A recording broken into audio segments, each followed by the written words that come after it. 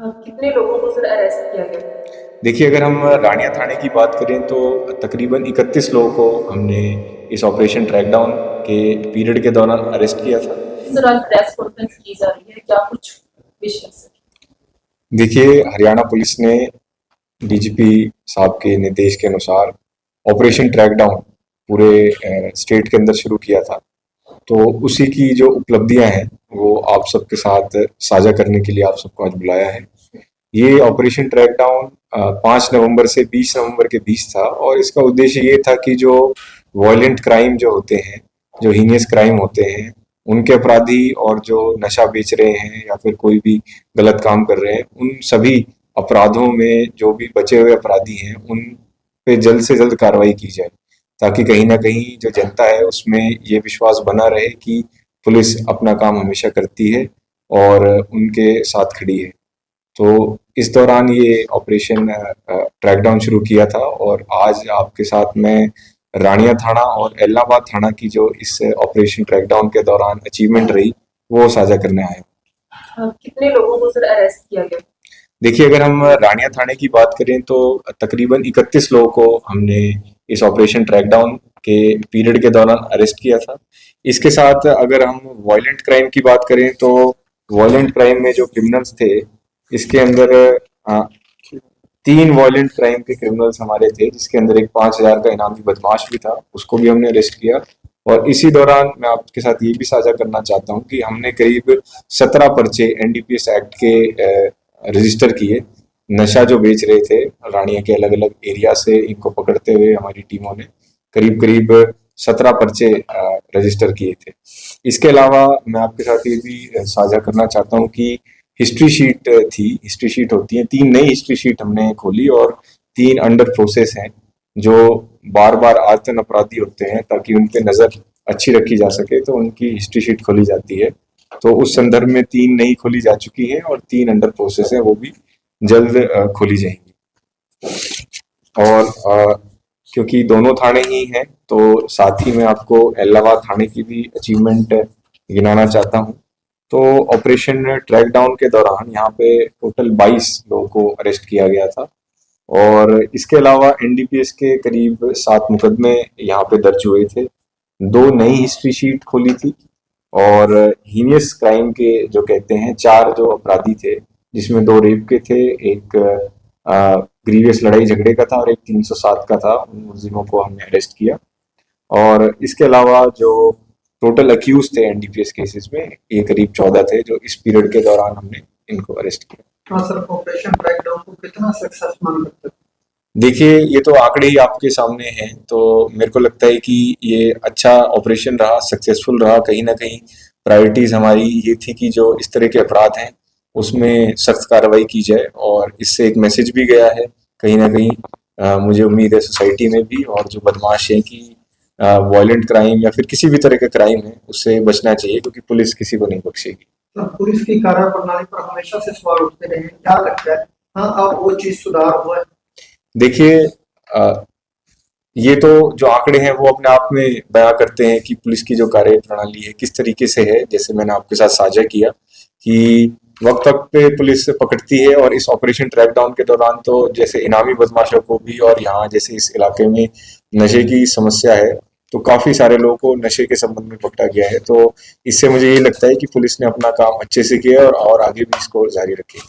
हाँ सर, चोरी की वारदात, ठगी की वारदात लगातार बढ़ती जा रही है, पुलिस किस तरह से काम कर रही है? देखिए, चोरी की और ठगी की जो वारदात हैं वो होती हैं, आपकी बात सही है, और बीच बीच में उनको पकड़ा भी जाता है, सॉल्व भी होती है, ट्रेस भी होती है। तो ये कंटिन्यूस प्रोसेस होता है।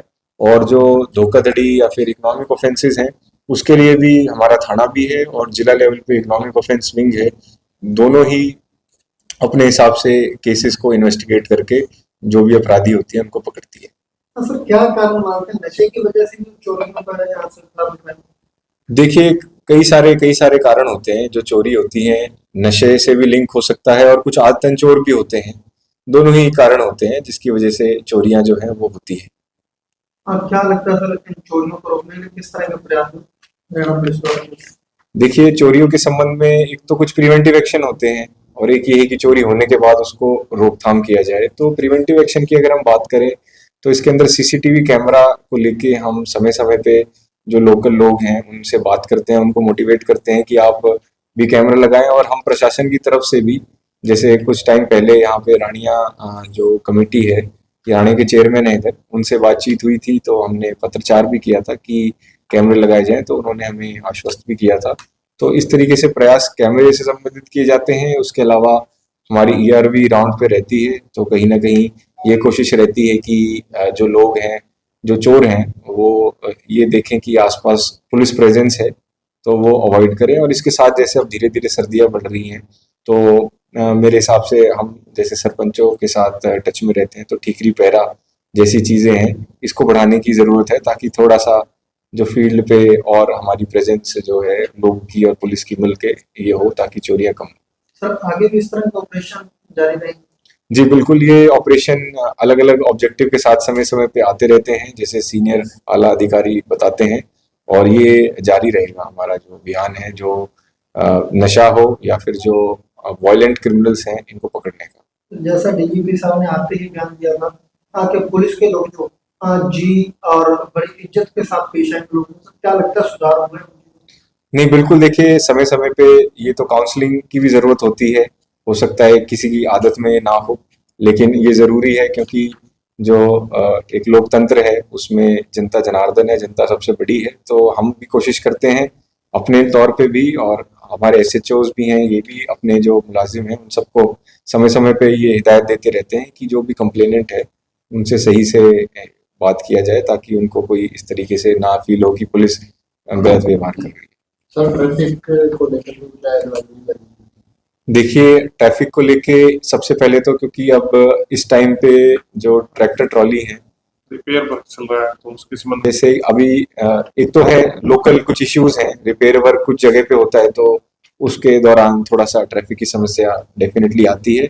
उसके अलावा ये है कि आज के टाइम जैसे अभी फसल कट रही है, निकल रही है, तो उसमें ट्रैक्टर ट्रॉली का मूवमेंट ज्यादा हो रहा है, तो हो सकता है जो रोड है वो ओवर क्राउडेड है। तो मैं सभी अपने किसान भाइयों से यही विनती करूंगा कि जो भी आप भाई, जो भी आपका फसल का अवशेष या कुछ भी है, खेतों का सामान जो जा रहा है ट्रैक्टर ट्रॉलियों में, उनको सबसे पहले तो आप स्पीड के बारे में कहें कि ओवर स्पीडिंग ना करें। दूसरा ये है कि ओवरलोडिंग ना करें, ऐसा ना हो कि भाई वजन ज्यादा हो, उससे एक्सीडेंट हो। और साथ ही साथ अपने जो ट्रैक्टर ट्रॉली के पीछे रिफ्लेक्टर टेप होती है, प्रशासन की तरफ से भी वो उपलब्ध कराई जाती है, वो आरटी ऑफिस के थ्रू ले सकते हैं। हम भी जगह जगह पे कैंप लगा के कोशिश करेंगे कि धर्म कांटा वगैरह के थ्रू उनको बांटा जाए, और वो खुद भी अपने तौर पे इसको लगा सकते हैं, क्योंकि इससे एक्सीडेंट वगैरह होने की संभावना होती है ना रहा है। तो लाइट अगर खराब है किसी भी ट्रैक्टर ट्रॉली की, तो उसको ठीक कराया जाए, तो कहीं ना कहीं ये समस्या काफी हद तक ठीक हो सकती है। इसके अलावा अगर ट्रैफिक की बात ही कर रहे हैं तो काफी गाड़ियां जैसे धुंध की वजह से कुछ लोग हाई बीम पे या फिर थोड़ा सा मॉडिफाई करके गाड़ियों की लाइटों को बदल देते हैं, जिससे जो परली साइड से गाड़ी आ रही होती है उसको मुश्किल हो जाती है और एक्सीडेंट की संभावना बढ़ती है। तो इन सबको मैं यही बताना चाहूंगा कि देखिए, मोटर व्हीकल एक्ट के अंदर जो व्हीकल के साथ गलत छेड़छाड़ करना कानूनी अपराध है, और इस तरीके से अगर आप कोई लाइट को जैसे बदल रहे हैं और हाई बीम पे गलत तरीके से चला रहे हैं जहाँ बनता नहीं है, तो उस पर आपके खिलाफ कार्रवाई होगी। तो आप भी दूसरे का ध्यान में रखते हुए अपना गाड़ी चलाइए।